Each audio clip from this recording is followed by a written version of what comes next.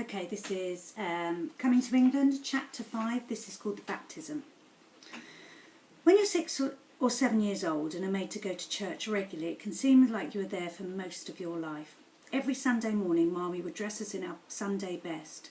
Starched cotton dresses with puff sleeves, white socks, worn with freshly white and sensible shoes, and hair pulled back in tightly plaited bunches and decorated with brightly coloured ribbons, which all went together to give us that Sunday best feeling. Perhaps that's why I still love dressing up today. And when she finally got all 6 of us bickering and excited children ready, which was quite a feat, we would go up to early morning service at the local Pentecostal church. The preacher there was a huge, tall man. He looked as tall as the church, especially when he stood on that pulpit. I thought he was a giant.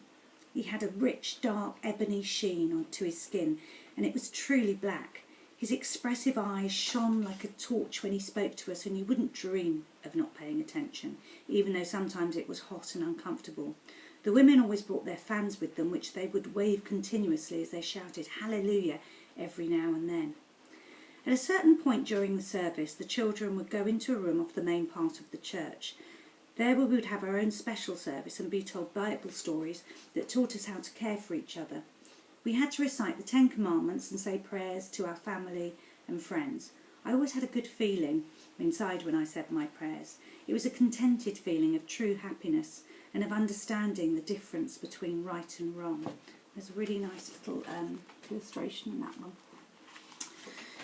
You would have thought that all this was enough church going for one day, but oh no. After lunch, Mummy would take us to the Salvation Army Sunday School. I loved going there because apart from all the singing and praying, we were taught to play musical instruments. Even though I wasn't much of a musician, I was a big hit on the triangle and the cymbals, just one note at a time though. And all of us together must have sounded absolutely dreadful, but it was great fun and it was a good way of letting off steam. The weekly ritual still didn't end there. At 6 o'clock, we would finish off at the local Anglican church for the evening service. And although I was christened in the Anglican church, my parents took us to most of the other churches, as they thought it was important that we understood and appreciated how everybody worshipped. They felt it would give us a broader outlook on life. But the places of worship that intrigued me most, even though I never got the opportunity to venture inside, were the Hindu temples, of which there were very many in Trinidad. And I always wondered what went on inside those beautiful buildings, especially when they're all lit up with hundreds of twinkling candles during Diwali, the Festival of Lights. Out of all of the services I did attend, I remember the ones from the Pentecostal church the most, because they were the most uplifting.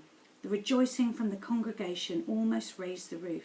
I used to watch open-mouthed, fascinated by the women who trembled and shook their bodies in the aisles as they felt the Spirit.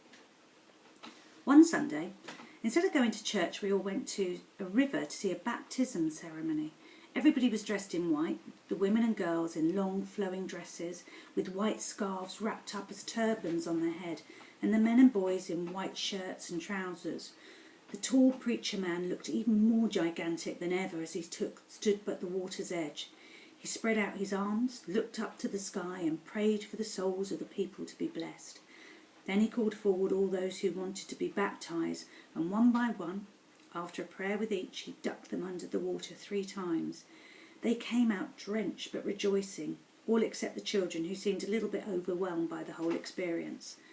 The spirit of the baptism was intoxicating. The smell of the ointment used tantalised my nostrils. The mood of the men, women and children, all barefooted and chanting, is embossed in my memory. And the very next chapter, and I'll do this one next, is called Coming to England. And I wonder how things might change for Floella Benjamin as that little girl, as she goes comes to England. So we'll find out then. Bye bye.